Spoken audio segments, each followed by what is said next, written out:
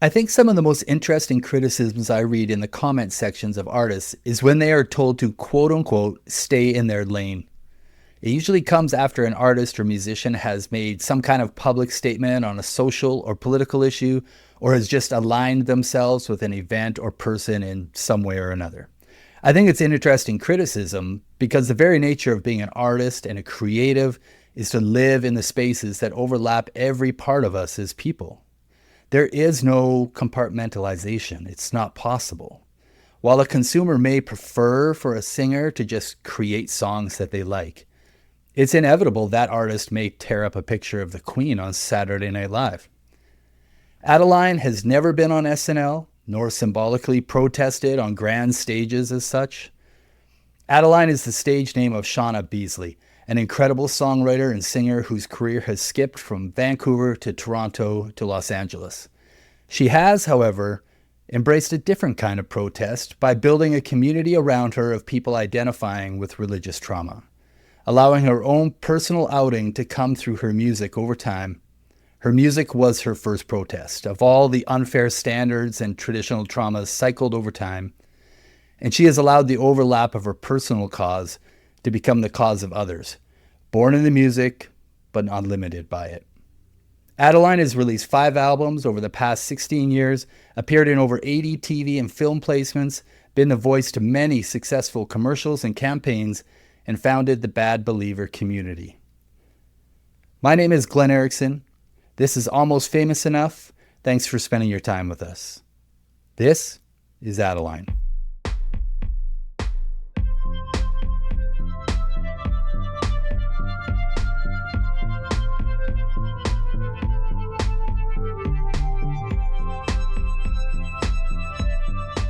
We're good.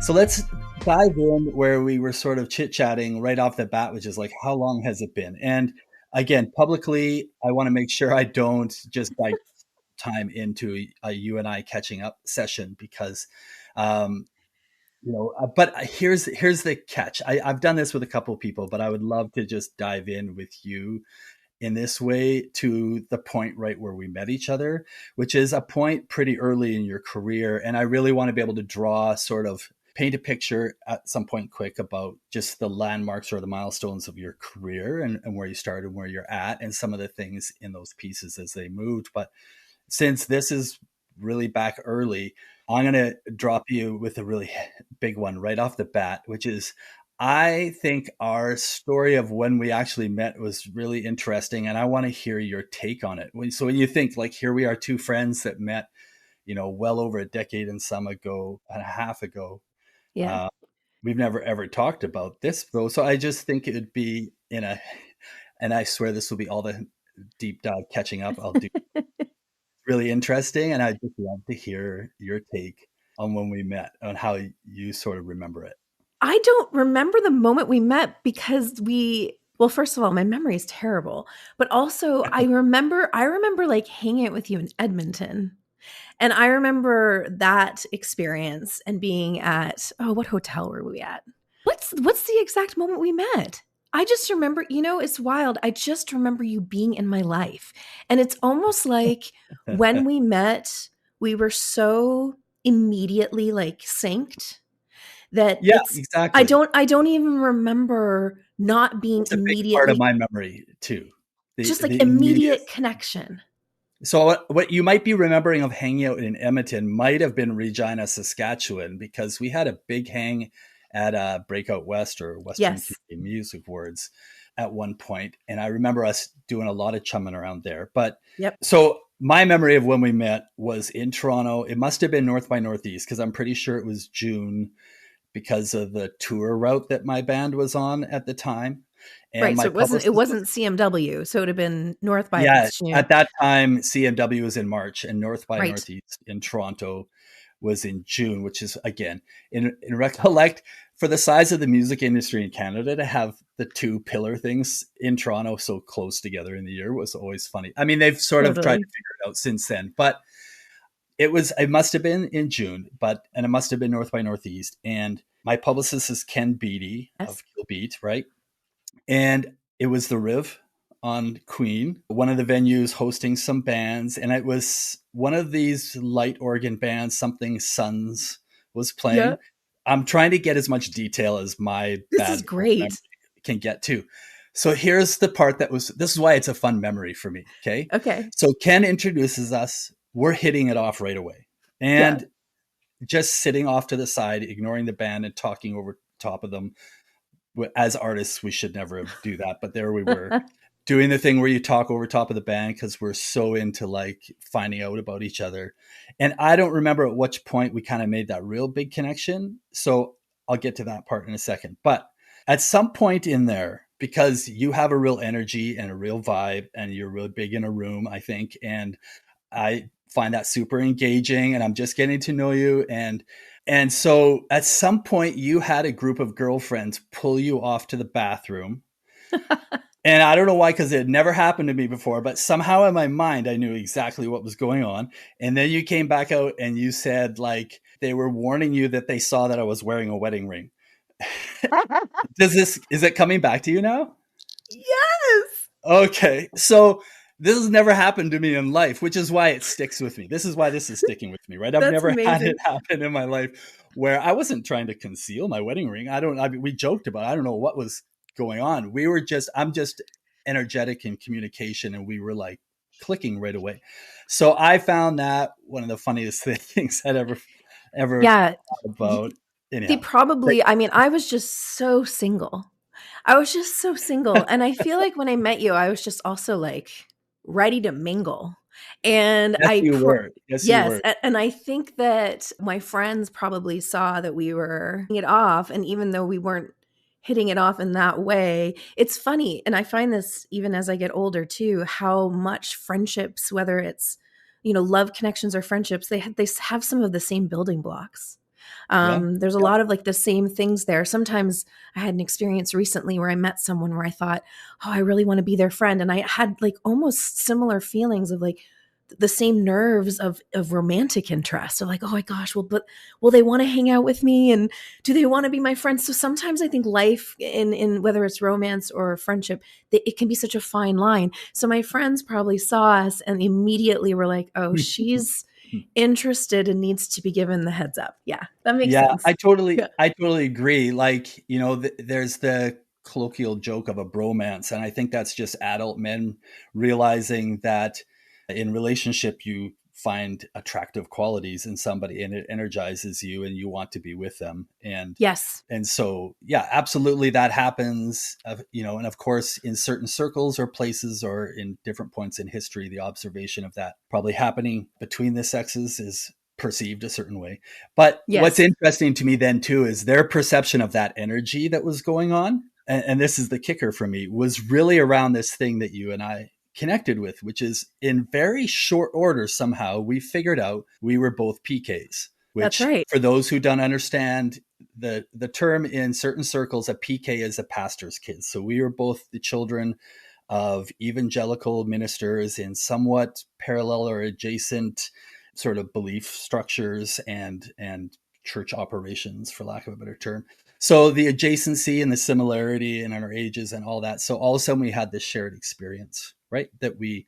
I thought, and plus we are trying to like chameleon ourselves into the debaucherous music industry or whatever. Right. Now we're music. Yeah. Um, So yeah. it gave us a lot to talk about. I think that, yeah, you hit the nail on the head. In my life in general, whenever I meet anyone from the evangelical world, it's it's like a different language that unless you're from it, you can't speak it. And it's not that it's better than anything else, it's just different. And so when you meet someone from that world, you immediately feel like, oh, you are going to be in my life forever, especially when we're coming from a space and now we're in a different space. It's just such a unique journey that I think when I met you, it was like, oh, you get it. And people always like try to get it and they can get it in different ways, but it is like evangelicalism is such a, immersive, all-encompassing experience that it is hard to fully grasp it unless you've been in it. Absolutely. It's a Yeah. total vibe. And it is like camp kids coming back and now we're forever united around our camp experience when you're young, right? Right.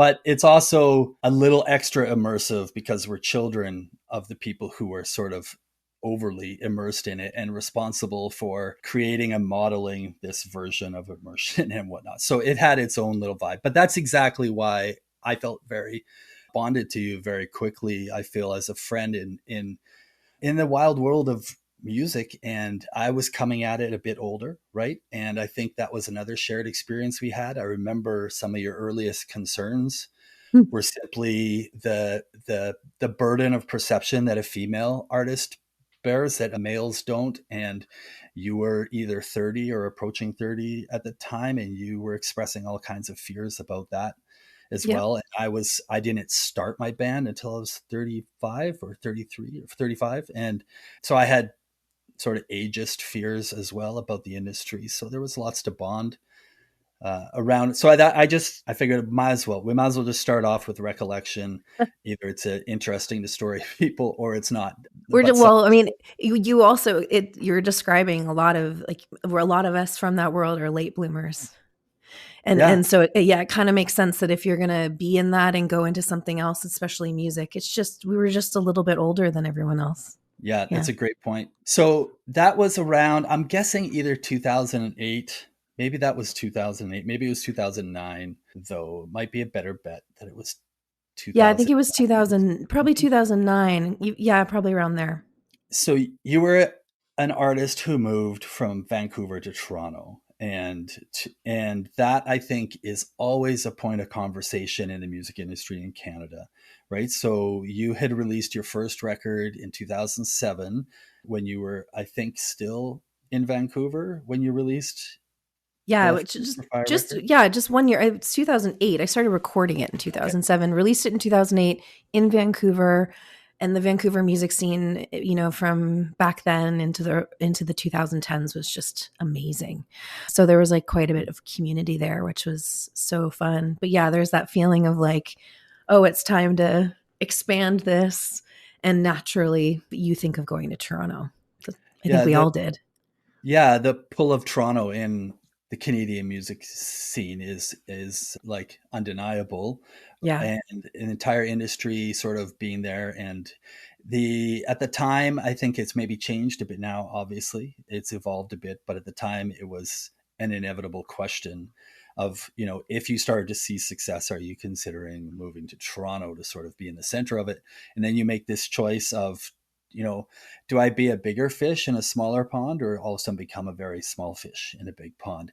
What was, Totally. if you can think all the way back to that, what did it, let me put it this way, did it feel impulsive, or did you really think that one through and talk with people and sort of set up the steps to make the move, and you sort of knew what you were after? Or were you doing sort of the Hollywood version of, going to LA or Nashville to make it big?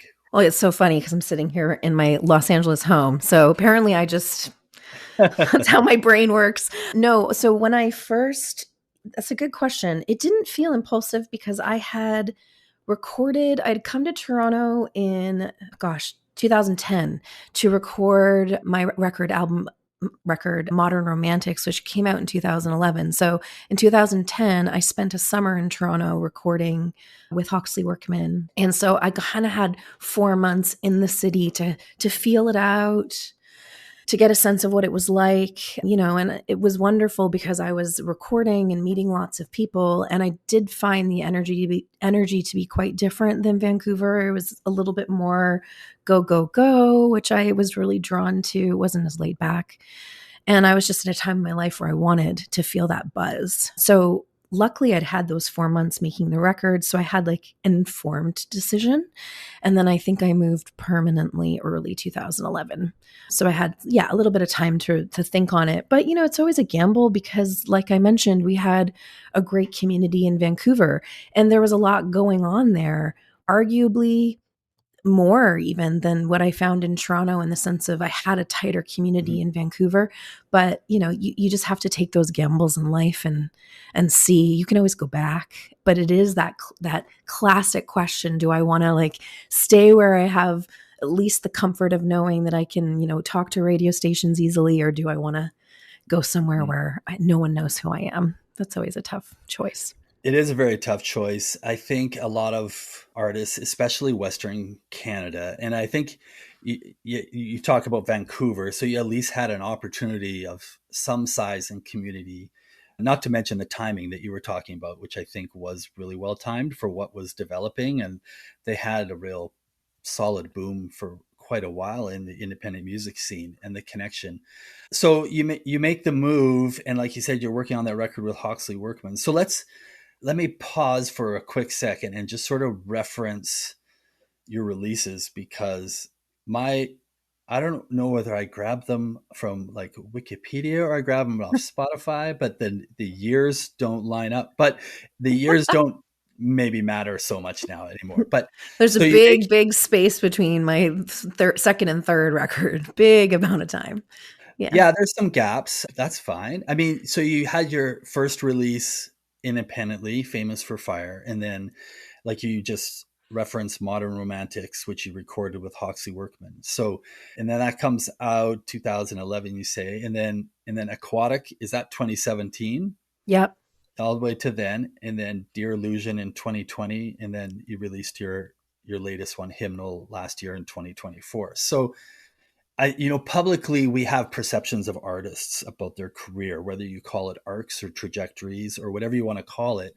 The public just has this simple perception of milestones of, are they doing it or are they not doing it, and Right. you release another record. So yeah, I guess they're still doing it, even though it was 4 years ago or 5 years ago. And so it's very different than what you are experiencing as an artist. So I think it's interesting to tie back. But let me ask you kind of a bigger question when you just talk about the span, right? From 2007, 8 to 2024 of Wild. producing and making records. So you actually get to call it a music career, right? Which is, I'm going to guess it doesn't look at all right now what you thought it was going to be when you set out and made and released that first record, which is like birthing a child and learning what that would be like for the first time, this whole thing. And you think your career is going to be something. Can you sort of describe what you think you felt like it was going to be, sort of against what you really feel your career has been now? Yeah. Oh, I, it's big. I mean, it's a big one. This is always really tricky, and I still am trying to figure this out. I think you have to dream big. You have to. That's in all things in life. That's what makes us get out of bed in the morning. Um, that balance between dreaming big and being realistic is just extremely hard. I've always been someone that thinks you just need to dream and go for it, but also know that it may not happen or shape out exactly how you think it will. Mhm. And navigating the potential feelings of disappointment or, oh, I didn't quite reach that goal, quote unquote goal, is really difficult. But the reality is that no one ever reaches points in their career exactly the way that they thought they would. You have to leave space for allowing life to take you on whatever journey that might be. But I would say that I've definitely had to try to learn to process the feelings of not quite getting there. I mean, the name of your podcast is just so great. I think I actually had a similar experience when the CBC did this feature on me once, and it was like, the artist you don't know that you know. And I just thought that is so perfect because I've done quite a bit and I've Mm. been the voice of different things. I think one thing that was really surprising for me was how much commercial work I ended up doing. That was never really a part of the plan or like my sync career. Yeah, So there's so many times that people have heard me, but they don't know who I am, which is partly kind of cool, but also a little frustrating because you would love for people to know the voice so that you could actually retain those people and try to yeah, bring them into your world. But I'm also just grateful that I know how hard it yeah. is for people to hear your voice, so I'm grateful for that. Well, let's jump in on that. I find, because I find that one of the most fascinating parts about your career, right? Is because what I was alluding to is we all start out as dreams of an artist, of us. If Yes. we're writing the songs, we want to perform. What we're really doing is saying, I want to step into the shoes of these people I've idolized, and the big, and we recognize it's a big ask, it's a big dream to do so, right? So Totally.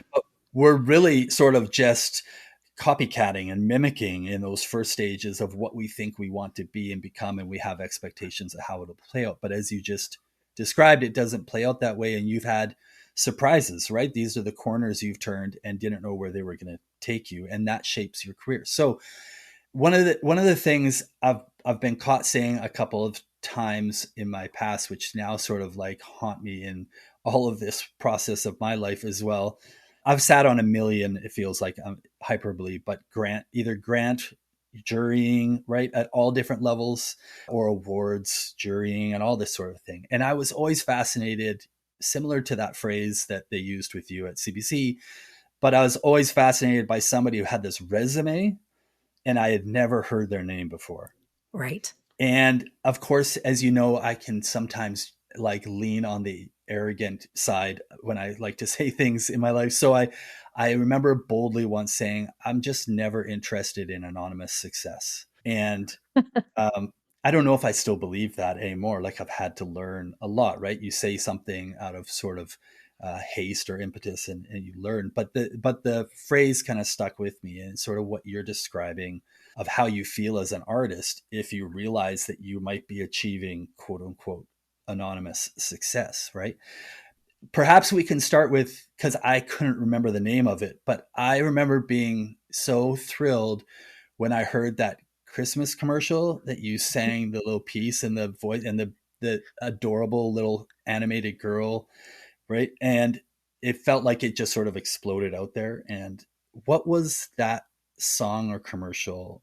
When you talk about your work in jingles, could we start there? Yeah. I mean, that was what an epitome moment of like something coming out of left field, and then all of a sudden it's just this huge thing. So that was an ad for Cineplex, and they'd done this short film called Lily and the Snowman. Mm, And so this sort of started like a lot of these things start, where, I get a call usually from either a music house or a composer.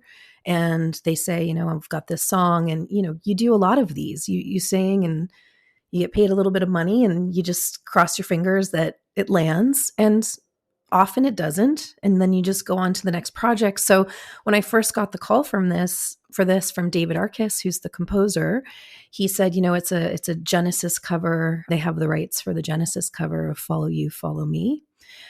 And so we did it. And often with these ads, I mean, you're doing them so fast. I think we did it in like half an hour, 45 minutes. It's just a quick sing. I was going to ask.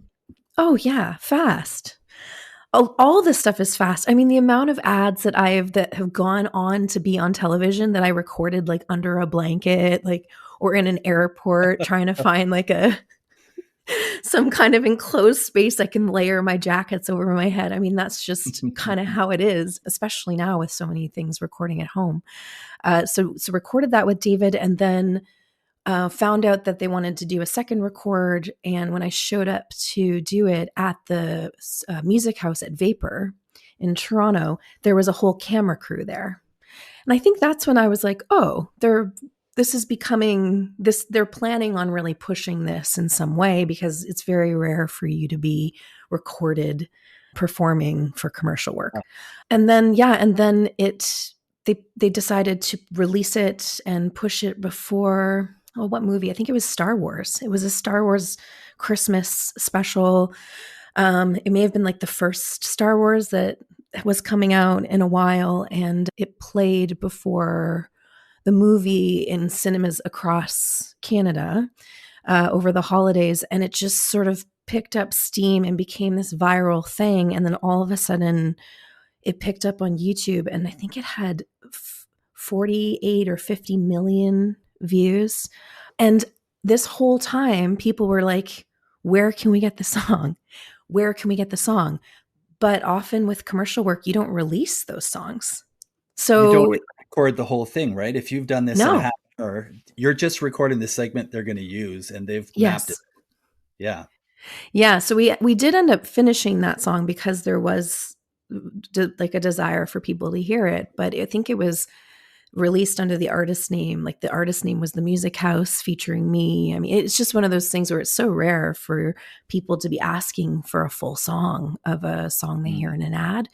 Yeah. But it became this really cool thing. Financially, it wasn't a big thing for me because it was just a theatrical release. So it never went on TV. So I didn't make TV money or anything like that. But it was really beautiful for connecting with people. And so many people walked down the aisle at their wedding to the song, or, Mm. it kind of had a little bit of a stint on Hot AC in radio in Canada. So I got to go play some radio stations and things like that. So that was just a little surprise and a very rare experience of like my commercial work and my artist work kind of like intersecting, because Yeah. oftentimes they're completely separate. In fact, when I do commercial work, I often ask for my artist name to not be listed because it's not my creative work. When I do commercial work, I'm being art directed to sing in a certain way. Sometimes it doesn't even sound like me. So I often try to separate them, but that was an instance of them kind of merging. And you're getting those jobs because of your skill as a vocalist and the singer to take that art direction and do all that. So it's not your own artistic expression.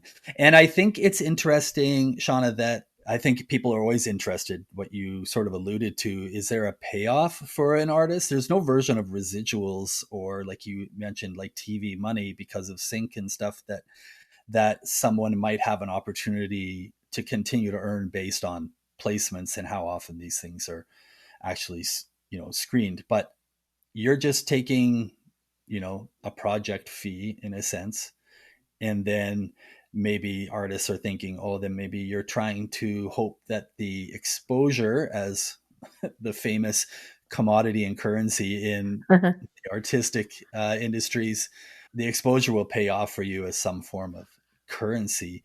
And maybe those are the ones that have come closer to having some payoff for you, whether it be making other connections that would do that.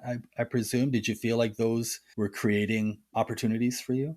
Oh, yeah. Well, so what's so interesting is singing in an ad is considered acting. So when I started doing ads, the first few ones I would have to do these permits with ACTRA. And then once I did enough of them, I became a full member. So I'm a full member of the Actors Union in Canada and here in the US, but I'm not an actor. So when I'm licensed, and this is what's different from for as opposed to composing for commercials. For composing, they often get like this lump sum payout, either from like a buyout from the agency, or they might have a deal with the music house that if it gets renewed, they get kind of like a bump up again, like a re-level of some sort financially. But for the singers, because we're considered actors, we get paid like an actor's Yeah. wage, which means that every time in Canada, it's a little different than the States, but whenever it gets renewed, I get paid again. And in the States, I get paid every time it airs on anything. So singing commercials is very lucrative, even more so potentially than even writing the music for them, because the music side of things doesn't really make as much money sometimes. So that has been huge for me, just pursuing that side of things. I don't get a ton of as much creative input, but that's what my artist career is for. So I Yeah. kind of feel like I get to live in this space where I do really, one day I'm singing soul and one day I'm doing folk and one day I'm doing a different country, and that's really fun. But I'd never want that to be the only thing I do creatively. I also want to feel like I'm Yeah. exploring. So I think for all of us in this industry, especially now financially, you kind of do have to wear a million different hats. And that's partly tiring, but it also is partly what keeps it interesting and fresh. And because it's funny to go back to what we were saying before. I had these dreams of what I wanted my life to look like, but I don't even know if I would have loved doing what we wanted, like this thing we Mm. wanted to do, like being on the road all the time, playing in Exactly. stadiums. Yeah. Now I look at it and I'm like, oh, I talk to friends that have that life and it's very lonely. Well, if you And look at the older people who are still in their career, right, who have a great measure of success, and the version of what they now do, you know, is sort of, they put up with all those things that we were quote unquote aspiring to. As now we figure out if you observe them, they just were putting up with that to try to get to the point that they're at, to afford themselves, the choices that they could have. When you started, were you taking this sort of voice work as literally a way to pay the bills in between, as perhaps I'm making some bold assumptions, as the alternative to like getting a part-time job at Starbucks or something, or what an artist does to sort of keep paying the rent while they continue to try to build an artistic career? You were actually able to sort of supplement yourself still inside of music that way. Yeah. Yeah. Well, and it's funny because sometimes even now, and it's wild because we were talking back in 2008 about me thinking I was too old. And now I'm still having that conversation trying to do new things. And you just have to realize that that question has to be kind of irrelevant. You We just, won't use numbers in this conversation today. It's okay. no, no, but it is one of those things where you kind of have to always be pushing. The only difference I think between how I push now and when I did then is like I was just voracious, like, and ferocious. I just would do anything and was out every night and networking continuously. And through all of that, I had this opportunity really, really early. I think it was probably after I released my first album, because there was a song on that record, my 2008 record, that got into the hands of someone in a commercial house in Toronto. And they messaged me and said, "Hey, we really love this song and we want to try to make it work for this Dove commercial." It was some kind of commercial soap, something in the soap world. But they said to me, "But it's not quite exactly what the client wants." And so I messaged and said, "Well, what does the client want?" And they said something like, they want it to be a bit more orchestral. So in my young wanting to do anything mind, I brought in a little mini orchestra and borrowed, like, I called in a couple favors from people in Vancouver and studios, and I basically orchestrated this huge sweeping piece and sent it into the music house.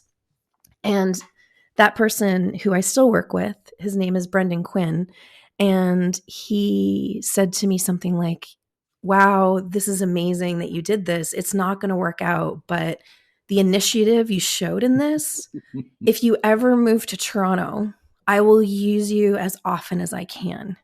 And so then that was also to go back to earlier in the conversation when I was weighing out, do I go to Toronto?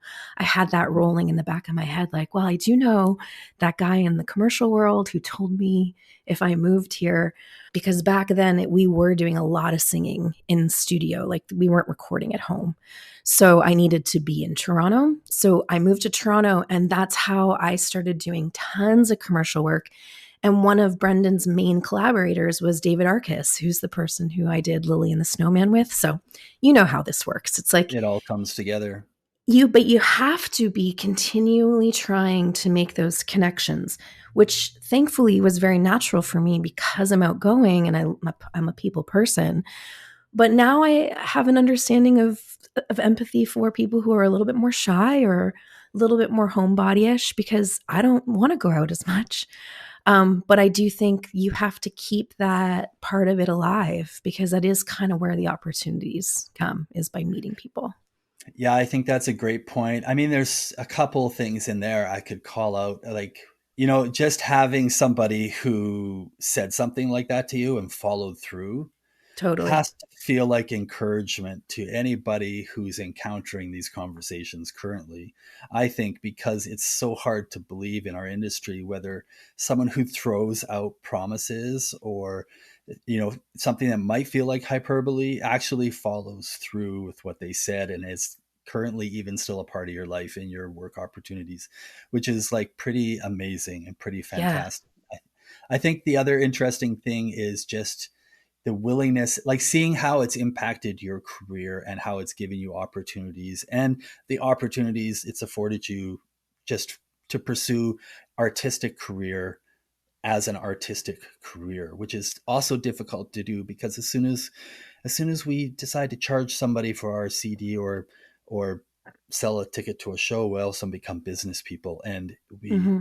immediately get submerged in the blending of two worlds. So being able to choose, I think it actually enables you, or has probably enabled you, to be more free with your Oh, artistic career as a result from something that honestly, I think a lot of people in our industry, and not just industry, not industry people, actually the artist circles have carried a version of judgment or snobbery around those pursuits. Like it's like as if there should be Totally. one or the other, right? Either go do that or be an artist. We're over here trying to be pure artists for art's Yeah. sake, and we're the real deal, man. And I'll never forget the moment that a stake got put through that in my life, which was Ryan Goldman of Mother Mother. Mm-hmm. He's got a great TED talk on this now too, on creativity and his creative process. But he would come to those peak performance Mm-hmm. boot camps and give this talk on his creativity. In the middle of it,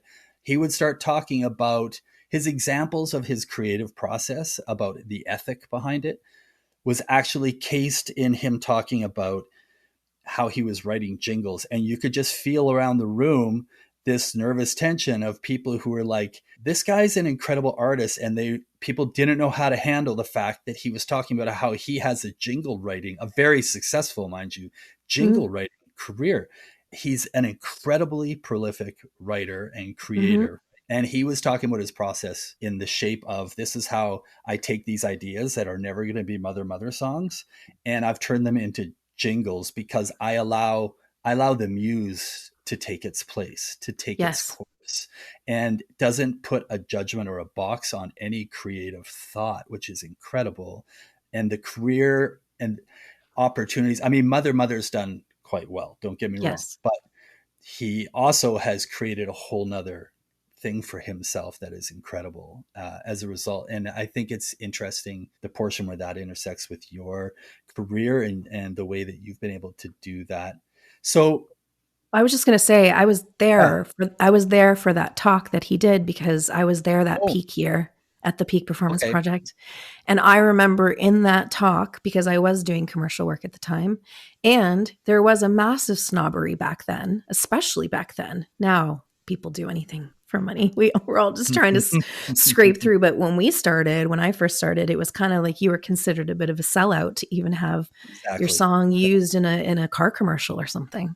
And I yeah, remember listening to him, and I remember sitting and thinking, it felt like because he was so cool and respected from an artistic perspective, especially, it kind of took away any of the shame that I was feeling, because I was feeling a bit of that. Like I was like, oh, it's not really cool for me to be doing X, Y, and Z. And when mm-hmm. he said that, I realized, oh, wow, the reality is like, what is cool really? We just have to do what makes us happy. I also remember when Carly Rae Jepsen first started releasing music, and everyone kind of was like, oh, it's so poppy, blah, blah, blah, like kind of Mm-hmm. like turning their nose up at it. And then Call Me Maybe happened. And then all of a sudden, all these like hipster boys are like, oh, yeah, like it's so cool. I just think all of this shifts and turns on a dime. So you really do just have to realize that Was I a hipster creativity. boy? Please tell me I I'm wasn't a hipster boy at that time. Do you want me to say you were a hipster boy? Because I also know that Oh sometimes no. people like that. I never thought that. I'll tell you, you were never. There's obviously a stereotype in that with a little bit of snobbery, and you've never been snobby. But I fully agree with Yeah, Ryan and with you in the sense that there isn't a scarcity with creativity. Creativity feeds into itself. And I know a lot of really talented musicians that make commercials, yeah. and we have conversations. And I think the important thing for everyone is, if you're only making commercials, that can actually start to feel very oppressive, because there is like, it's formulaic in a way, and it doesn't allow for maybe as much artistic expression. So those Mm-hmm. writers need to find an outlet. So sometimes I'm like, well, let's do something different. Let's go write a song together. But then I also work with artists that are just kind of doing their own thing, and they're kind of like, I kind of want to know what it's like to write a pop song. So I think we just have to all know that we need to be able to be fluid and merge between the genres, because that's what makes us stronger musicians as well. Yeah, I think out in the public, there's a familiar rhetoric. I think of, like we're talking about the big stars and the stories of them bringing a song to the label or the executives for the next record. it's been sort of caricaturized, I think, in TV and movies sometimes, right? Bringing this sort of more artistic expression, and then it gets totally slammed because they're like, why would you change the formula? We figured out on the last record how to sell 5 million copies, right? Why would you Right. possibly do this? I think that exists on the smaller, regular, like growth early stages trajectory as well, right? When you may encounter in your own local community music circles the same level of snobbery or rejection, or the very first time you go to somebody who's established and they try to tell you what you should be or shouldn't be, and all of that experience. So you've had, obviously, as we've already talked about, like a pretty lengthy career of being a singer and being an artist and a singer songwriter and putting out your own music as well as these other things. As I sort of even alluded to earlier, I think there's the obvious unique pressures that a woman has to face, unfortunately, in an industry that has been built and ruled by very sexist mores by men, and encountering that you probably need to look this way, or what you were feeling when we first met of, Yeah. I don't see any observational version of acceptance of a woman getting older when she's starting her career, right? There's supposed to be youth is king, vibrance. So all of these things we encounter, and you've worked with, interestingly to me, I love when I trace through your music is the variance of collaboration, which is a big part of music and music making, I think, and Yeah. even becoming increasingly so over the last decade, this version of collaboration that different genres brought out and now sort of applies across all kinds of genres. So you've had a really wide range of collaboration, which would be great to chat about for a second about how that's influenced your own stylistic choices. But I'm wondering, to the point we were just making, did you face times either in those collaborations or in maybe with the team, I will call it, or whoever you were working with or for to get your records produced? Was there influences trying to be made on you about the kinds of choices you had to make and need to make for your own career? And how did you, I don't know whether there's some that are really obvious for you to pluck out, and how you navigate those from the position that you had to navigate them? Yeah, creatively, I don't feel I had a lot of pressure, luckily. I think because I was like in a more alternative pop world. I think if I was really, really straight down the middle top 40 pop, I do think that there's a lot more pressure there for things to be a certain way. Because I was a little bit more alternative in my pop, I think I Mm. was allowed to explore my creativity in my own way, but there was a ton of pressure on what I looked like. Especially because when I started, like, being curvy in any way was just weird. I was always, like, the curviest person ever on any stage. I think, like, it's wild because I wish again, I wish I could go back and just comfort myself then, because Mm.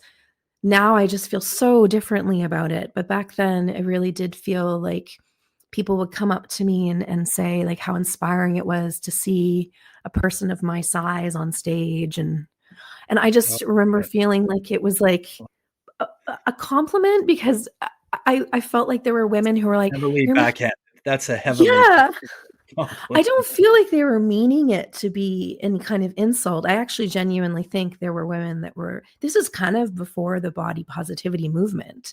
So Mm. that would be like the very beginning stages where someone would come up and be like, seeing you on stage makes me feel like that I can do something. But I Mm. don't think I was in a place to receive that in a way that didn't immediately make me very aware of how I looked. Yeah. So that was more of a struggle. I had conversations with music people. There are jobs I didn't get because of the way I looked. There were a lot of money put into like personal training and like it's just stuff to try to get me to look a certain way. That Yeah. was probably more of the pressure I felt. Artistically, thankfully, I felt like I was able to go in and make whatever records I wanted and collaborate with whoever I wanted. And because I had a level of talent, I think, that was trusted within my community, I didn't ever feel like people felt like they needed to kind of intervene, which I'm grateful To for. market you, right? Marketing me was the bigger Marketing issue. you were the people that you were probably encountering. Yes, it was marketing me. And I think also, to go back to what we were just talking about, I was very hard to market in general because I was kind of pop, but kind of not. I was looked like a rock star, but didn't. Like I had all these like almost things. So everyone would be like, we don't really know what to do with you. Like even trying to get an agent, they were just like, we just don't really get we don't know where to put you. We already have, and it's funny because Hannah Georges is a great friend of mine, and we've kind of like laughed at this since. But I remember back then there was like this a lot of like, well, we already have a Hannah Georges. And I was like, Hannah and I are so different. Like stylistically, we're very different. I mean, we're similar in the sense that we do an alternative form of pop in some way. But her and me I was way more electronic. She was way more like cool and had like, we were just so different. But it's almost like the industry just was like, if it's not this and it's not that, then yeah. So marketing was Doors, hard. the entry points, the doorways that marketing will sell somebody to the public are singular at best in Yes. what they're going to be labeled. So, from a marketer perspective, I have a female who Yes. is not mainstream but has wide popular appeal. I only need one of those because I don't think I have more appetite than that in the market for one. So they don't give a shit about you or No. your music or your art.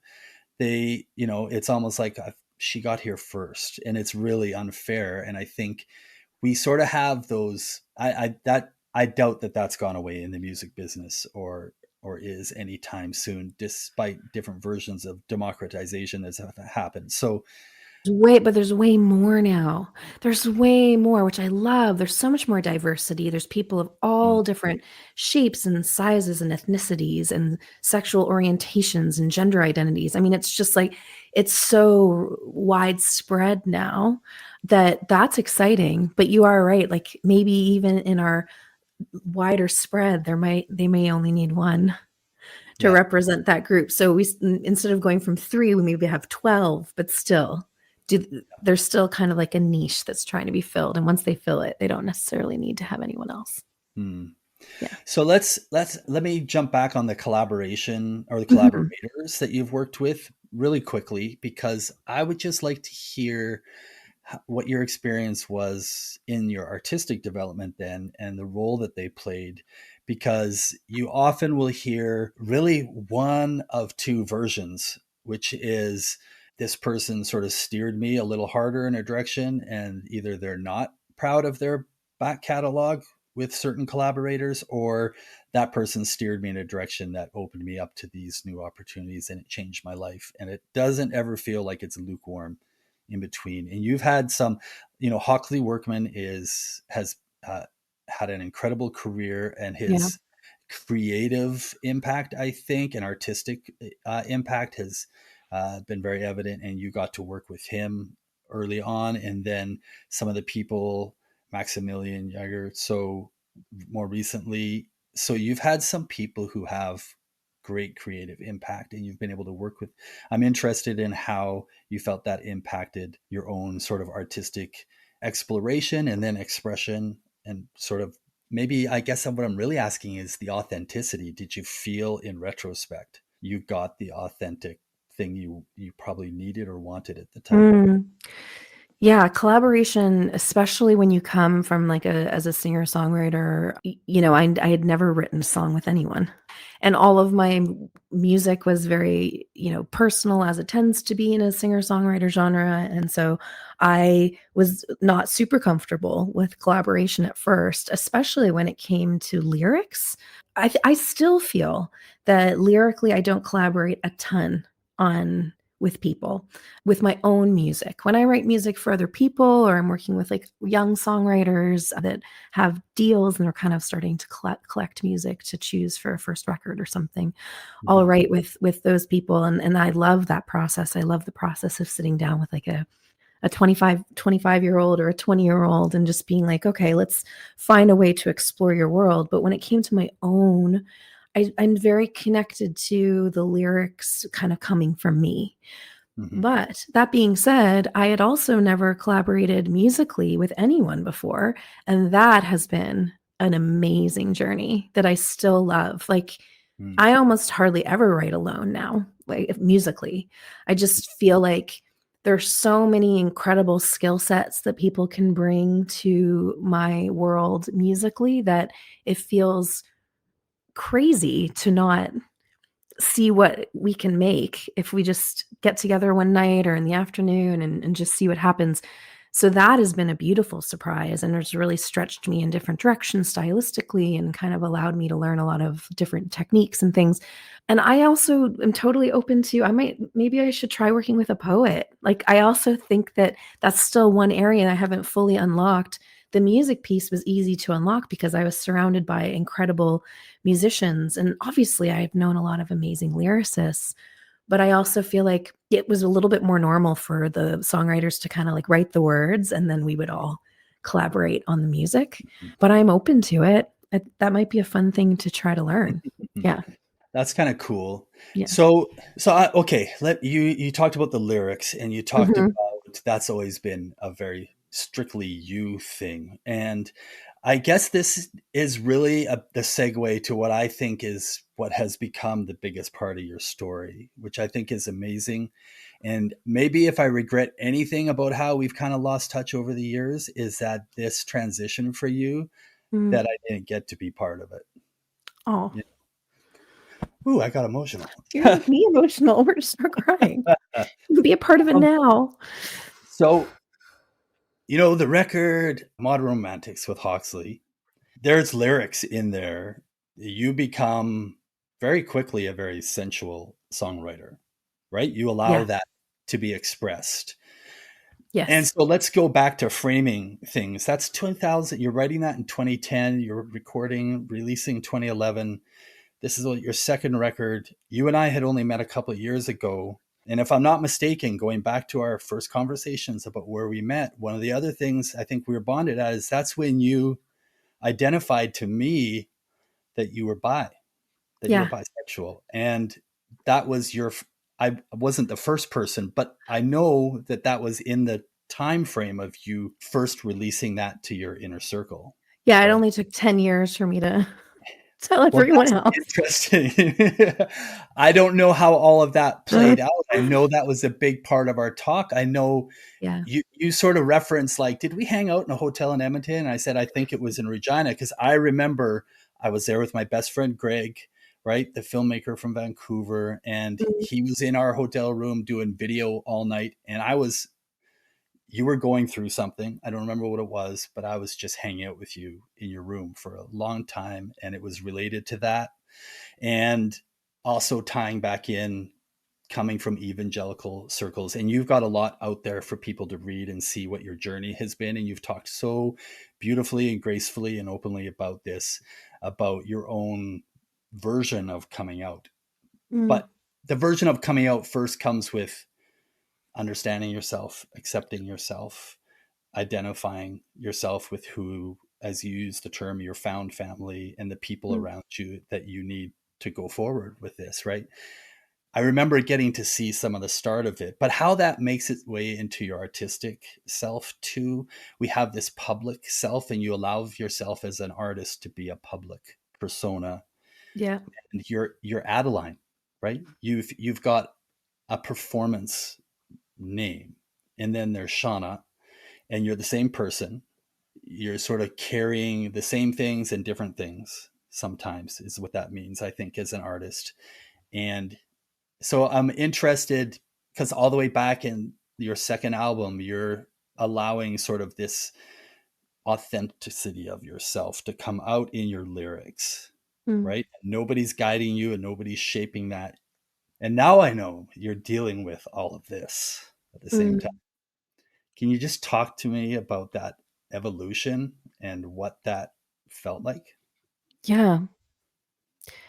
You're very sweet and very warm. So thank you. Yeah. I mean, you get this too, because you came from the same world. I think like trying to understand your sexuality and your body is really, really difficult when you grow up in worlds that make you feel disconnected from it, especially as a woman. I felt like I had a very complicated relationship with my body. And then I get into this industry that gives me an even more complicated relationship with my body. So I was very disconnected from it. And I remember, this is such a wild story. I don't think I've ever told this story in a podcast before. Here we go. Thanks Um, for the exclusive, Sean. I appreciate here's the exclusive. it. I hope he's going to be okay with me telling this. I feel like he would. Um, when I was sort of working on modern romantics and really starting to try to understand who I was sexually, and try to understand how I wanted to live my life, and how I wanted to connect with other people, I was still very much going to church. And there was I just won't even say his name that way. He won't. Mhm. He's a kind of a famous person, so it's probably better for me to leave it out. But That's that's part of what makes it so wild. But I'll leave it out. This person came up to me after a service and said that he had gotten this like very strong message from God that he wanted to share with me, but it was very sensitive. It was a sensitive topic. So he asked if he could speak to me after church. So we went outside after church, and he said, because of the sensitive nature of this, I'm going to bring my wife. So now I was like, what is happening? So we such go a Christian thing to do. totally. So we go outside, and he said, I was during the service, I just felt like this sense that God wanted me to share with you that God wants you to feel free to explore and release your sexuality through your music.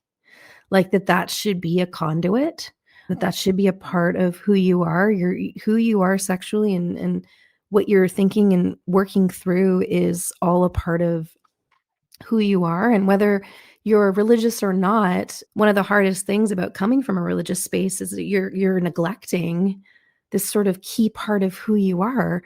And Mhm. so I felt a bit of permission in that sense to go Hmm. and start to write more provocative lyrics. I mean, it was a little awkward with family when they're hearing these, keep me high, which is off of Yeah. Modern Romantics, which has really done, it's been amazing. I've gotten that into lots of like, incredible shows and things in love, in like sex scenes and things.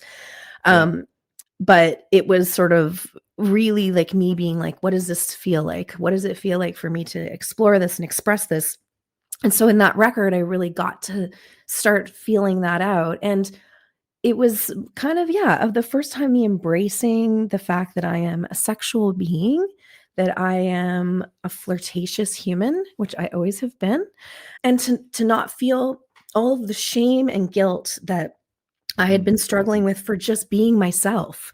And so that was when I kind of started with music. And then, of course, in this last record, I took it a step further in the sense that I wasn't just exploring, sexuality. I was actually like kind of unveiling the reality that I was bisexual. And I wanted the music to kind of be a part of that journey, because in 2020, on my album Dear Illusion, I had released a song on there that had kind of like spilled the beans. And so it felt appropriate for me to follow up with something that was like a little bit more like, okay, here's the real truth. Here's really what I've been grappling with. Here's what it's been like to be a minister's kid and to be bisexual in my brain, and to try to like think of dismantling my entire family and embarrassing them and alienating everyone. And my brother is a pastor, and embarrassing him and losing my nephews. I mean, the spiral is wild in your brain. So that was why I felt like I needed to write a record to kind of give a voice for a lot of those feelings that so many people Yeah. have. This might be slightly personal, but was there therapy involved over those years? Like how did you find your voice for that? How did you find courage for that? And even more when you're talking about, you're like, I don't want to embarrass my brother. I don't want to embarrass my family. I mean, Yeah. like let's set aside even you trying to figure out how to come out and when that timing would be in your life and what's right for you. Just what you're talking about, the expressing of your sexuality, right? As a woman in song in our society, and putting that out there, which is extremely vulnerable. Yeah. Even before that, like you're wrestling with these things, and you're starting to own things that probably a therapist would tell you you shouldn't be owning, right? I'm wondering how you navigated that. I think this is relatable to everybody. Like, how did you Yeah. navigate the shame feelings, the guilt, the owning of what I'm doing to other people, just by accepting who I am and being open about it? Like, Yeah. what were the things that kind of got you over that mountain? That is such a good question, because the answer, which is so wild, is I had zero therapy through that time, but now I am in immersive, intense therapy. Mm. So I feel I feel like what happened is I was exploring these things, and there was a higher part of me, and wonderful friends and people I knew in the LGBTQ community that were guiding me through some of these things that I was able to process alongside them, which was helpful. And then when I released Ghost, this crazy thing happened where I had the song on a TV show. It connected with a ton of people. I started getting messages from people all over the world, kind of like reconciling their sexuality and their spirituality. And from that, I was able to start a nonprofit. And the nonprofit community, it's been around now for 4 years. In the first 3 years, I was literally in group sessions with hundreds of religious or currently religious or former religious LGBTQ plus people. And so we were just having these chats, which is a form of therapy. It was like we were able to see, oh, this is how we people please. Wow, that's a big common denominator for people from religious worlds. A lot of people pleasing, a lot of lack of boundaries. So in that sense, I was like, oh, I can see that. I can see that. But because I was leading this group, I think there was a piece of me that felt like I needed to have it together for them. Not that they asked me to, but again, minister's kid, I went straight into like, now this is like my new ministry, quote unquote. Leadership. Yeah. Yes, because I was so used to being in that role that I think that I was processing some of it, but there was like chunks of it that I wasn't. And Yeah. then when I wrote Hymnal, that was another way, that record was another way for me to process it. Mhm. But recently, like within the last 6 months, I have realized deep, unprocessed religious trauma that I Mm. am now 4 years in to coming out and letting everybody know that I'm just now, I have a therapist and we're working through it. Because it's sneaky and there's It is. layers. There's layers that you Yeah. don't even see. And then you're Yeah. having these like responses that I have now found words for. Like I have these responses that I've never understood. And I have someone saying to me, well, that's a trauma response. Like you doing this, you feeling like everything needs to be all good or all bad is a trauma response because you came from a world where everything was black and white. And I feel uncomfortable with things not being black and white. So there's all these little things now that I'm realizing I have to work through. Yeah. No, you're right. Like, Shawna, I'm 54. When in the year 2000, when I turned 30, I had been working at the church for 5 years, and I quit the Yeah. church, and for lots of reasons. And I very soon after did the still a pastoral thing. I formed a small group of like minded people who felt disenfranchised, called it Open Conversation. And I wanted to lead that charge. And I let that unravel because it was Mm, not meant to be and it was not the right thing. And my whole life has been pulling those threads till now. But I'm 54 and I still am identifying religious trauma from those things. And I don't say that, really? and I'm sure you would agree with me. I don't say that to demean the people who have been in my life and who believe and love wholeheartedly, like that path and their communities, right? Not at all. But the fact is, I have deep residual patterns Mm, learned based on that. And you're right, the black or whiteness, the acceptance of things, the release of shame and guilt is a forever pattern. If in your youth and formative years that, and again, this isn't only to people in religious circles, it's just a fact of life that all therapy is teaching us, that, you know, the things that happen in our formative years are there with us. In, you know, that child is with us into our adulthood, and it's Yeah. just a matter of when you decide to go and confront it, right? So nowhere near on the scale of what you've had to experience or accept about yourself, but, you know, relatably, I can remember, you know, my sweet mom, the first time she found me with pornography. And Mm. I've never told this story either. So here we go. I'll never forget, you know, and it was a guy's magazines that he asked if I could hide. And of course, I was so curious, I was more than willing to hide them. And I brought them That's home, great. went off to a sleepover after like a church youth group event, and come home, and my mom had cleaned my room and found this. So here's what this, why that's an indelible memory, is that she used the phrase about how it makes her feel as a woman. Right. I'm not going to like step into that or her experience, but those words were also framed from a religious church going upbringing, and immediately left me with shame Yes.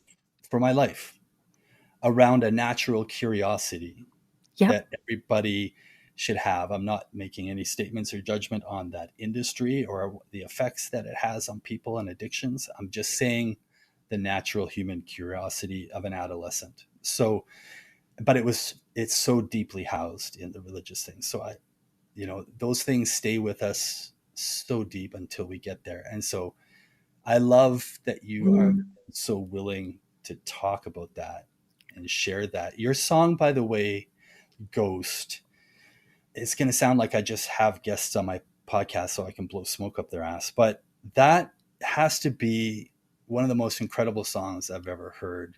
Uh, Oh, One of the thank you. ones that can still, the vocal performance is, I can't imagine anybody singing that song better. I'm sincerely just not trying to butter you up. I would be so proud to play that anytime, anywhere to somebody and say, this is one of the greatest vocal sets of choices around such a powerful song, and the arrangement is incredible, and I can see why it had such impact on that show, right, on the Winona Earp. Is that, that's the show that it had that significant moment on? That's the show. um, Yeah. yeah. So Thank you. how has that, I'm wondering where, if we can intersect again the personal Shawna with Adaline, Mhm. because the difference between songs on Modern Romantics, not dismissing your other work in between, but I feel like I can tie a thread between those, which I felt was so outgoing and coming out ish on Modern Romantics, even in your expression and artistic choices. But it felt like at that time, in my perspective, it's like you were like pulling all of this noise around you and making this big scene. And then I listened to Ghost and a couple of the Mhm. other songs like Waist Down and stuff on that album, and it feels like such a more realized artist, and you're in front and you are the scene, you are Yeah. the noise. And so how did that help you turn that corner, because it's so interesting, like in sync with these deeply personal transitions? Mm. That's a good question. Well, first, thank you for sharing what you did about your childhood. Before I answer that question, I just want to also just touch on what you said and sort of let everyone know, especially if they don't know, that it's especially intense when you are a pastor's child and you know your mother and your father are leaders of the church, and because there's a weird thing that happens where their Mm, voices feel even more connected to God. Like it's like they're there. My father was my father, but also my spiritual leader. And so there was like a blurring there. And it's also hard as an adult when I have religious trauma for me not to feel like I want to protect him because he's not my sole source of it. It was all yeah, around me in many different ways. So I just wanted to say good that. point. Yeah, I just wanted to touch on that because I just was listening to you thinking that's especially hard when you're a pastor's kid.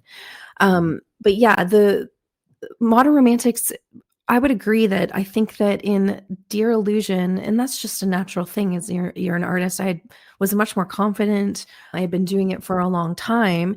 And I think I had really embraced the ballad, embraced the art of sort of having these like really soft moments where you kind of strip away the noise. I think it's funny because there's a song on Modern Romantics called The Noise. Yeah, I was a lot noisier. I was a big Radiohead fan, and I loved like these like cacophony, like layered What I thought, soundscapes. I always thought, do you ever hear Blonde Redhead?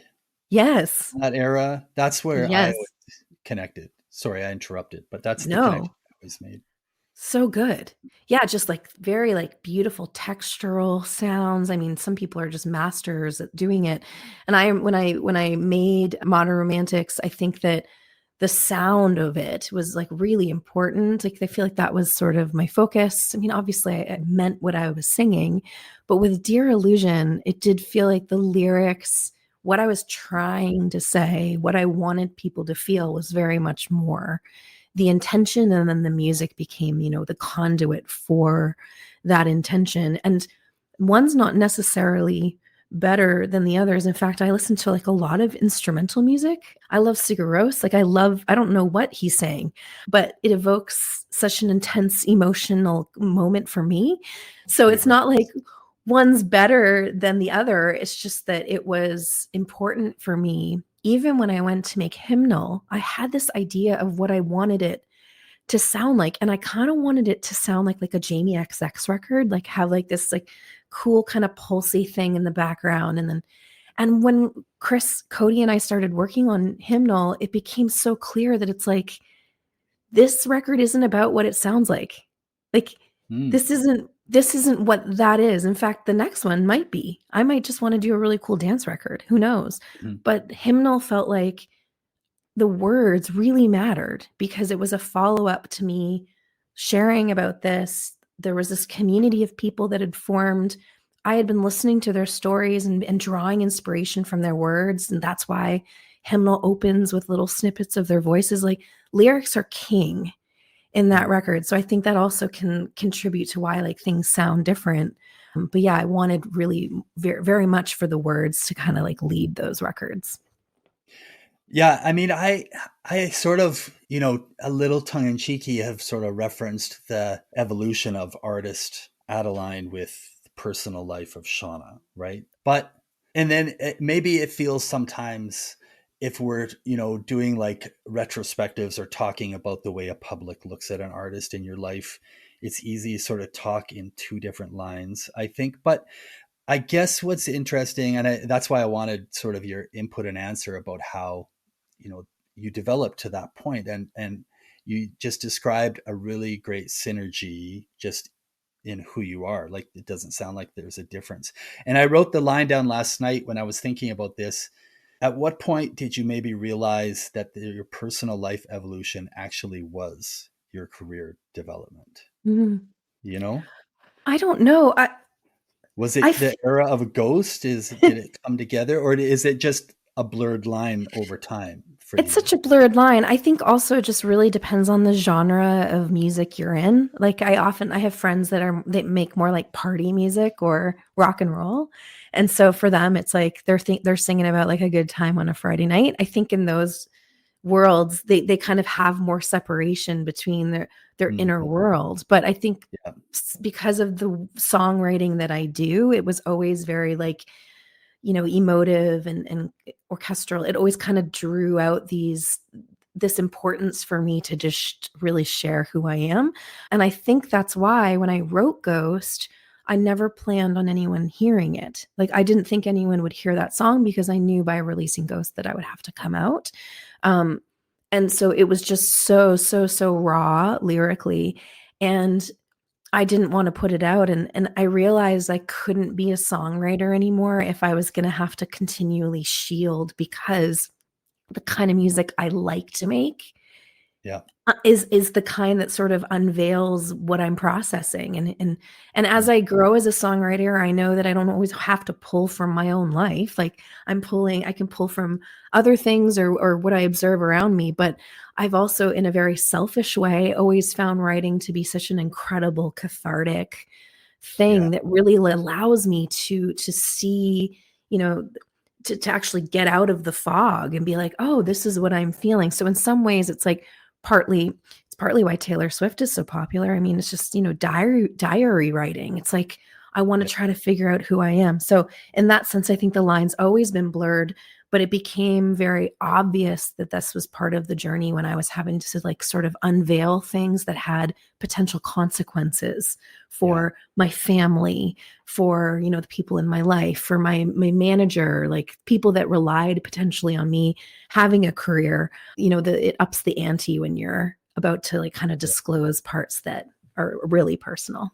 Yeah. I think there's also in there, there's a little nice piece of insight for people who are songwriters or aspiring songwriters or creators like that, that you sort of alluded to, because we often do this in a cathartic thing. And a lot of people talk about it that way. It's very common. I think it's more often than not, but it's also so exhausting. And if you don't learn as a creative person, right, how to just discipline creativity without having to tap into the deep wells that are difficult to navigate, I think, yeah, I don't know. I think that's great advice in just how you've learned that over time and been able to express that. I do want to just maybe bookend a little bit of our conversation about your own personal like development in your story. And you eventually came out and you went and I've read about it, how you went and saw your family and what that moment was like, which inspired the song at the end of your hymnal record, which is beautiful, by the way. Thank you. And that is such a wonderful story. And like you alluded to the community that's come out of it, and that you've been a part of essentially leading this community. And it's the Bad Believer community. And it would be a big mistake if I didn't at least pause to make sure you could tell people listening how to connect with that Mm. community. Yeah. So, yeah, Bad Believer is basically a community for anyone who is LGBTQ plus that comes from some kind of religious home or religious world. Sometimes we grow up in parts of the world where religion is just a part of culture as well. So a lot of people that come into our nonprofit space, there's often a feel of, because we use the word religious trauma, I think that sometimes people think there needs to be like this really intense story for Mm-hmm. them to feel like they are allowed or have permission to be a part of it. But we often are letting everyone know, like, if there's ever been a moment in your life where there's been any kind of like shame that has felt like it's derived from a message that God is angry or disgraced, or that that you're no longer able or deserving to have a relationship with God, that those sort of narratives are things that we dismantle. And the whole idea with Bad Believer is not for people to believe anything. We have we still do have people who identify as Christian or whatever, different religions, but we also have a lot of people who are atheists and pagans. So it's not so much about what you believe, it's more that you feel that you have the permission to explore who you are and your connection to God or spirit or whatever it might be that you believe in. And that's why, our whole tag of our organization is that your spiritual life is your birthright, because Mm-hmm. a lot of queer people don't feel like they're allowed to connect in that way. So if you're someone who is, LGBTQ plus and sort of feels like there are narratives there to dismantle and work through, and parts of your spiritual life that you want to explore, that's what Bad Believer is for. And you can find us at badbeliever.org. And then we're also on Instagram at Bad Believer Community. Okay. I'm glad you said all that. That's really important.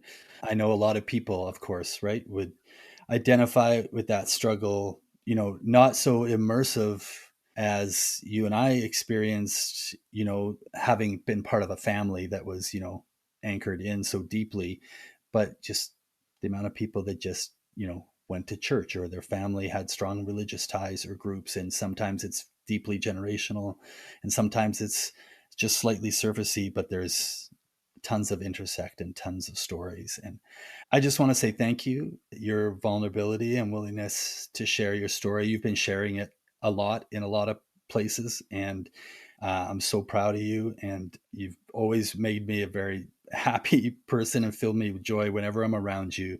And after so long, this has been just an incredible hour plus to spend with you. And but I need to say two things. One is I think that you're such an incredible artist, and Oh, I'm thank proud of you. the work you've done as an artist, and that you keep doing it. And you sort of mentioned sort of the humorous but incredibly accurate name I chose for the podcast, and it's for obvious reasons. But I'm inspired by the people who have stayed with it because it just speaks so much to who you are. And there's so much that I think people, if they just go and find you and if they have been following you, can be so inspired by. And so I hope everybody will, because you've been inspiring for me. And the other half, obviously, that I just really appreciate the grace and humility, but still the tenacity and the willingness to take responsibility in the community that you've become a part of. And I think that's a beautiful example too, both in our artistic and musical communities, and then the communities we find ourselves in general, in large. So both just incredible examples, and I'm really proud that we still get to call each other friends. Oh, wow. Well, that was wow. I'm going to take that and just listen to it in the mornings. It's going to be like what gets me out of bed in the morning. On it, I mean, thank you. I think what we do is it can be very difficult. It can be very hard to feel, especially now with social media and things. It can be very hard to know, how much, should I keep doing this? Like, does it matter? And I think that it goes back to us sharing our stories and being creative and just knowing that that's a beautiful part of being human that we get to continue to explore. And I'm kind of the mind now that this next group of songs that I write, that I just finished writing, that I'm sort of at peace with it. If no one hears them, that I still know that it's important for me just to continue to be creative. And then not every creative endeavor we do has to be some kind of productive big marketing splash. Like sometimes it's good just to remind ourselves to create without intention, Yeah. just for you. It doesn't have to be a pin on the trajectory of your skyrocket to something. No, and I think that the thing that I realized through Ghost and through that is the stuff that I plan out is never the stuff that lands anyways. Mm, Do you know what I mean? Like yeah, it's that's better great. it's better just to write and be as authentic as possible. And if you're a very vulnerable songwriter, that involves sharing parts of your life. And if you're a jam band, that just means creating like a groove that you love and to just keep putting that out there. And that authenticity connects with people. But it's sometimes we can go off course when we try really hard to kind of force something. So I think Yeah. it's been like really good to remind myself of that too. And I appreciate you for doing this and for sharing stories and wanting to have people listen and feel like inspired to do their own creative journey, and to also embrace the idea that not all of us get to, be headliners on a stadium tour, but that doesn't mean that what we do isn't important, that Mhm. the careers that we have, like that we can lay our heads down we don't have to feel embarrassed or feel like we have to any kind of shame or guilt about not making it, quote unquote, but that we can Yeah. realize the value that we have in our more, quiet careers where, we if you can touch one person, that means something. That's So thank you exactly it. for, yeah, thanks for creating a space for that. Cause I do think a lot of musicians feel sad and Mm. and tired and frustrated and a little bit, I don't want to say embarrassed. I don't know if that's the right word, but like what I'm sure you've thought of this with your podcast. What are some of the Oh, words that you use? yeah, I think that there's a sense of belonging because we're always in a validation game and cycle, Yes. and this sense of, do I really belong, or how long do I have with Hmm. this? And am I only as good as the last good thing that got posted on social Yeah. media? And how long will that carry me on to the next one?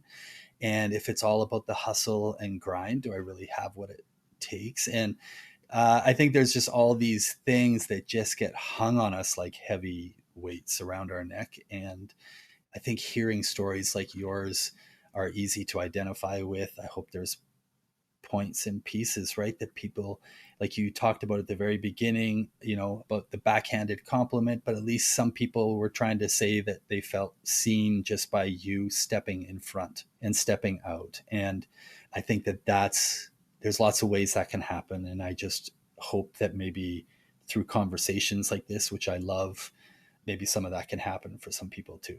So I appreciate Yeah. that, Shauna. I I appreciate it. appreciate that. And I think that anytime someone comes and says something to you and they're coming from a place of wanting to compliment, if there's any resistance, it's probably just something that we need to work through. It's our own thing. Um, Yeah. it's our own stuff. It's our own stuff. So I'm grateful for every woman who Mm. found inspiration in my curves. And I just wish I could go back and feel as confident then as I do now. But that's part of what life is you just kind Yeah. of try to keep healing that little girl and Yeah. enjoy the process. Yeah. Yeah. You embody beauty inside out. I'm so thankful that you're still in my life, and we're going to end the podcast, but we're going to have to keep chatting and figure out how to Definitely. connect and continue to be friends. Right. I'd So, love that. I'd love that. okay. Thank you, Shauna. Thank Okay. you. Bye bye. Bye. Hey, I'm Alexi. Stick around for post fame with me and my dad. I didn't do it today. It didn't do the freeze. Hi, how No. are you doing, Lexi? Oh, I'm so good. How are you, Glen? Oh, no, you're not supposed to. That's no. I don't think we're there yet. I don't Oh, think we're there. I don't sorry, think we're my there. bad. That's okay. Way to try to push that one through on a like live podcast where I don't have any recourse. Welcome to episode 7. Episode Yeah, 7 with Adaline, also known as my friend Shawna Beesley, which I recognize. I don't know whether that's confusing. I hope people caught on right away early I on. think. Obviously, we're pretty familiar with female artists with one name that isn't their real name in the Yeah. world, so it should be okay. But Adaline, I'll just say, and then henceforth, I'm probably going to refer to her as Shauna, just to be really You clear. did right away in the Um, podcast. I think it made sense. yeah, I didn't really have a choice, especially that the podcast felt like such an instant reunion. And to be clear, right? Like a lot of these have been the first time I've seen some people that I've crossed paths or spent a lot of time with going back a long time, like 20 Yeah. years, some of them. And yeah, this one felt a little different for sure. Yeah. This one was somebody that I had a very sort of unique connection and bond with around shared experience that I Hmm. wouldn't be able to have with most people. And so we became fast friends, and she went through a lot of stuff in her Yeah. life and incredible things. It was definitely had some vulnerable moments for me. For you to, Yeah, I don't know what else to say other than it just sort of hit me in the middle of talking to her that all these things had happened in this time frame when we had kind of lost touch, and then I just felt really really bad about it. So it just, I can't hmm. control it. It just hit me and came out. But it was very sweet. It was for me a very sweet conversation. Yeah. I've had to listen in the edits quite a bit to try to regain the context and the flow because it became really, I guess, maybe personal for me. But Yeah. anyhow, I'm curious as to what you heard because I felt a little, to be just honest, I just felt a little too close to the conversation at some points. No, that's fair. I think it was like, I mean, this sounds like maybe bad, but it did feel like maybe the most personal conversation of the 7 episodes. Like, and in Hmm. the way that in other episodes, there was shared kind of stories and memories, and then like very evidently shared experiences, just like within music. but I think this is the first one that like opened up of shared experience in life, and then further like in life that led to music, which was kind Mm, of a shared thing for you guys. I thought it was really yeah. interesting. I mean, you and I had talked about Shauna and like just I don't know topics of in around that like just recently to do with the episode and just before in life, Hmm. for sure. So there was a number of things that like I was listening to, and they rang familiar to me, but like hearing you guys both talk about it was interesting. I think she was Yeah. very, very well spoken too, which is great. I like that she talked about too, her doing like commercials and jingles, and that was Yeah. I because I mean, don't know, I don't know. I just think that's something that anyone who hasn't had any kind of like a peephole into the music industry, like not even just the scene, just the industry, like it's just something you don't mhm. know. And it was interesting for me because was it Dan who said it first? Dan had About said what? like just participating in as an artist, like jingles and other creative forms that aren't, that creative, I guess, I but to think, make yeah, I think we referenced it with Dan. I think we talked about it with Jared of the Royal yeah, Jared Foundry a lot, as yeah. well, because they've dipped into that quite a Right. bit. Similarly to Shauna, as a way that they found to use obviously their skill and their Mhm. passions, although they're not going to be passionate about jingles, but Exactly, they're yeah. passionate about being able to constantly create. And if some of their creations can just be used very functionally, for lack of a better term, Yeah. to pay the bills, I guess the part that's interesting for me always is I've lived and walked through enough circles in the music business to know how either cynical or in some way immaturely judgmental people might be about not being a true artist if you start to do things like that, Yeah. when really you're paying the bills and keeping the rent and the power on and not having to work at Starbucks for, Yeah, it's still like in the same shift kind of work. semicircle, like yeah, I don't know. It was Yeah. maybe one of the least interesting things that she had to say. And yeah, it was just really interesting for me from looking at not just that episode, but like your podcast so far. I Hmm. don't think I realized that so many artists participated in that. And it's just really interesting to Yeah. hear all of their different takes on it because they're all quite similar. And you have to get your foot in the door the same way you do as an artist with your own creative work, right? That you Yeah. have to get your foot in the door. She told the story about how that person basically kind of saw her and kind of plucked her out and gave her the opportunity, and it's still the same person that she works with sometimes. And so no different than all of these stories is that it's built around relationships, and it's built around somebody always has to take a chance on you, you know, Hmm. in music. And that's something I should pursue talking to other people about more, because I find that always fascinating. And in this sort of side career, and I guess one of my favorite things we pointed out in the show was like, I'm somebody that you may never have heard of, but you've all heard my voice. Like, to say Hmm. something along those lines was really poignant. And I think that, yeah, I think that it's so interesting that you could have that kind of happen, that people don't realize how much it happens, like you said. Yeah. And she's had like over 70 or 80 placements on TV shows and movies. And when she says like, I'm the voice, but you didn't know it was me, like she's been in, like, her clips have been like the end of episode emotional heavies on like Grey's Yeah. Anatomy type thing. We touched on briefly about this widely, almost viral in a sense you'd call it, ending to a very popular indie, I'm going to call it indie show. It's on AMC, the Winona Earp, just because of the different subject matter. Hmm. And anyhow, like she's had like some great successes that way that most people wouldn't Yeah. know, which was quite stunning. And I just, like you said, yeah, you're right. She was very articulate. Like, she made it really clear and told the story really clear and easily, which I really appreciated. Hmm. There's like the other thing, and I think you'll be able to touch on this.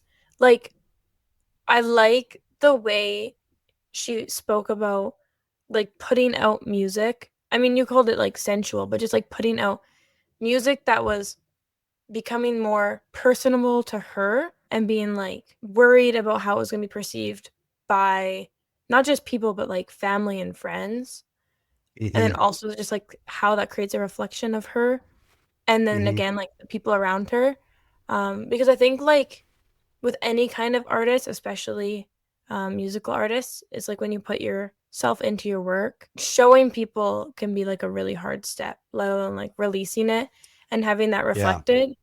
Yeah, Showing and who the way you she are articulated is, that yeah. was just very, I don't know, it was like unique, but in a very like relatable way. Mm. And I was Yeah. wondering I mean, if you like related to the way she said that, having, you have music out that's just done by you. I was like, was that something that you were like relating on?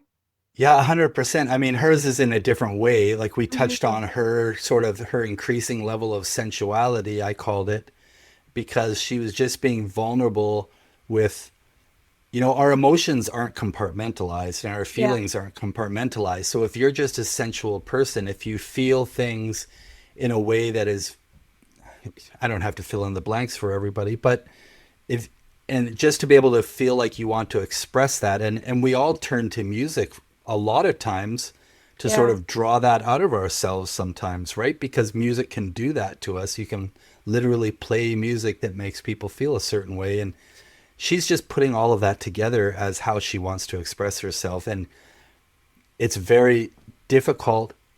I don't think, okay, let me put it this way.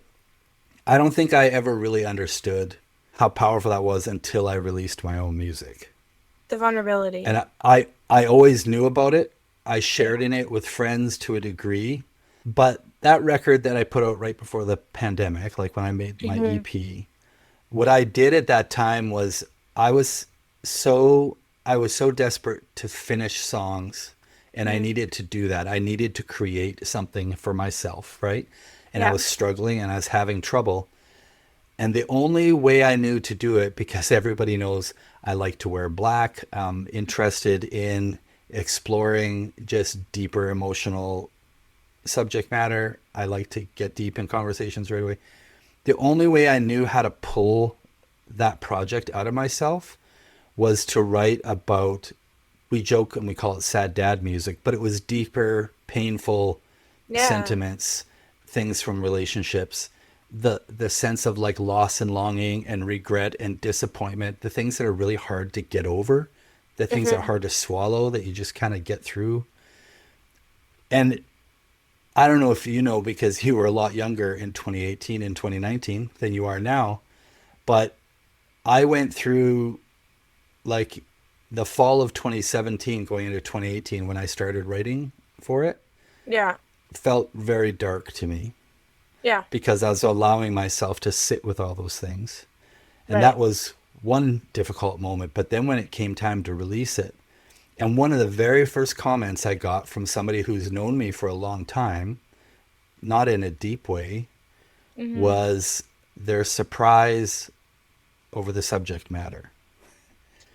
That Yeah. I'm such a happy, outgoing, charismatic person, so they couldn't put the two together. And that was a Yeah. challenge for me.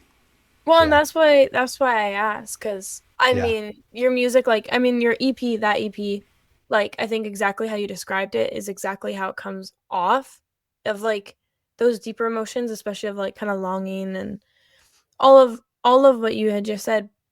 But I think like releasing it at a time where you have like, you know, like a job you love and like a wife and kids that you're happy with, and having Hmm. these like Hmm. really positive life experiences and are like in a seemingly from like an outside perspective in such a good place, Hmm. that then like, and like having like not released music for a long time, like there was no like window for other people in your life to kind of see that side of you had you not had some deep conversation. Yeah, um that's a good point. then it's like kind of like you're dropping a bomb on everyone, like that's how I would feel. It's just like, oh I hey. dropped a dark bomb on everyone. Yeah, that's what I mean. Like, I just think that's like how like I would kind of see that vulnerability is just like, oh hey, like by the way, this is me. Like it's just that kind of concept. Like I just, Yeah. that Well, vulnerability I is was a lot. I was worried. I was like, are people gonna come up to me and be like, "Are you having troubles at home? Are you blah blah blah. You know what I mean? All this kind of stuff. Are you Perception of depressed? Are like you you. Yeah. yeah, and anyhow, it was just a very small taste for me compared to what other people, and especially someone like Shauna, had to go through, where she has her song Ghost blow up at the end of the Winona Earp show, Yeah. kind of go viral. She's getting all kinds of press for it. It's like all over the place. And it is such a raw song that she, by that point, 10 years later, after first telling me about her bisexuality, is almost her hand is played to the degree, because everyone wrestles for various lengths of time in various ways in their own journey, to the point where they come out to their family, who are a very religious, conservative Yeah. family. So that song and that vulnerability for her forced that moment, which is humongous. I can't even fathom what she went through so Yeah. much. I think that's why I got a little emotional in that conversation, because it just hit me in the moment, like I cannot fathom what you went through. So, Especially when you've had a taste of it. yeah, Like in the small shades. she's so brave and she's so Yeah. strong, and I just admire her and love her so much. So, I'm very thankful for that conversation. Yeah. Yeah. It was a good one to listen to. Thank you. Yeah. Um, Lily. I'm really happy that it worked out.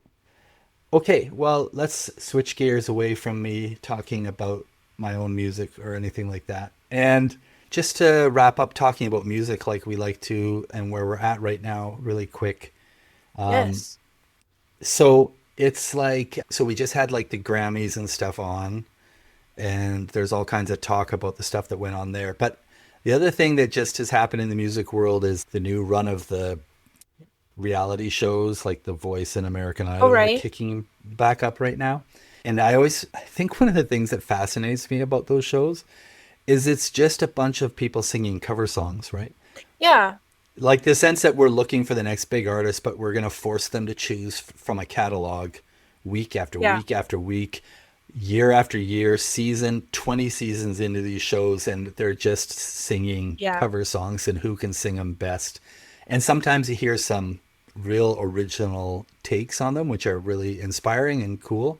Yeah. And most of the time, they fall terribly, terribly flat. And it's This hard is to good. see who the artist really is.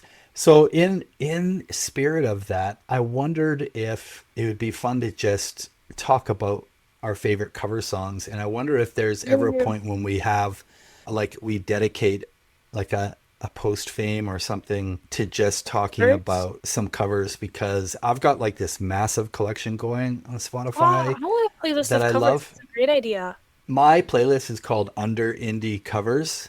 I think it's very Rude. cute. It's a very cute title, and I'm very proud of it. Yep. It's in all caps. But there's so many. I was trying to look at some of my favorites, but I'm wondering, like, do you know off the top of your head I could name two off the your top of my favorite? head. Okay, I want to know what they're. Okay. Um, First one, it's the one I've played for you a couple times lately. It's I'm on Fire, but it's the cover by Joe Oh, P, who Joe I've P. talked about on here before. But he only does like what was it? It's a Like a minute minute and a half. 36. Yeah, it's a Yes. minute and a half. He starts It's like singing into it right jeez. away. There's really no instrumental bridges or breaks. He just No. like verse choruses it, verse into that Yep. little famous little bridge that goes right back Yeah. into a verse and a chorus, and he's done. And yeah, you're And right. then it It just leaves you wanting ends more. way too soon. Yeah. But there's a lot of covers of that song. You're right. It's Yeah. refreshing, his little take on it though. It's Joe good. P. If anybody doesn't know, Joe P. I'm on fire. So good.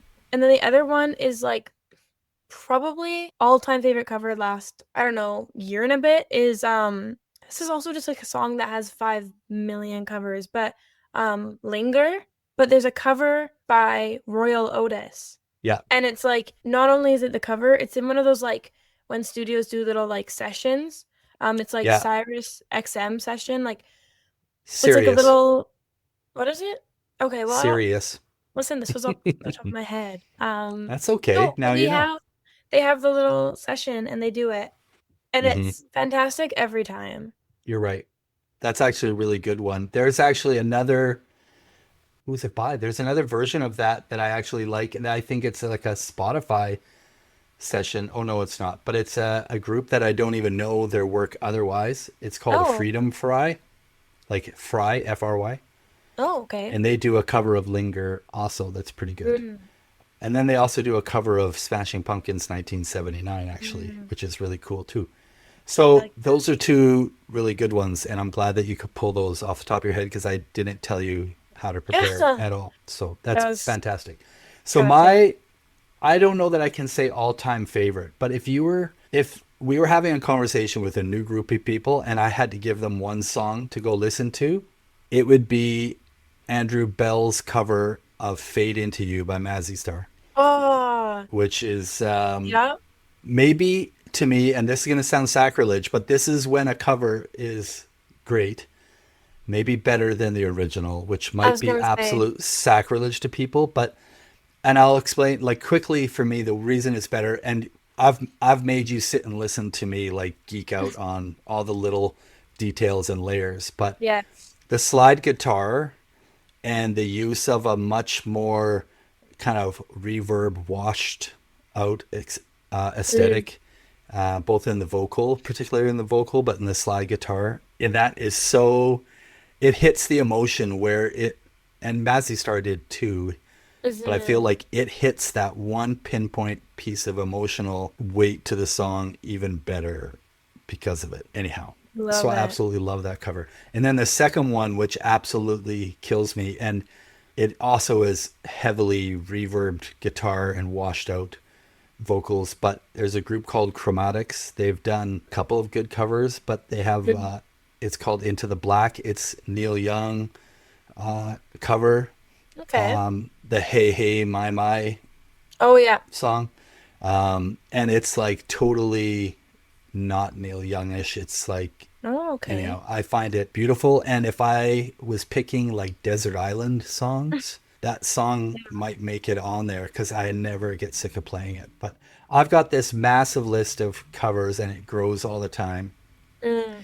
So maybe we'll do an exploration sometime, but I just Yeah. thought in light of what I find most funny about the reality singing contests is that it's all just cover music and Yeah.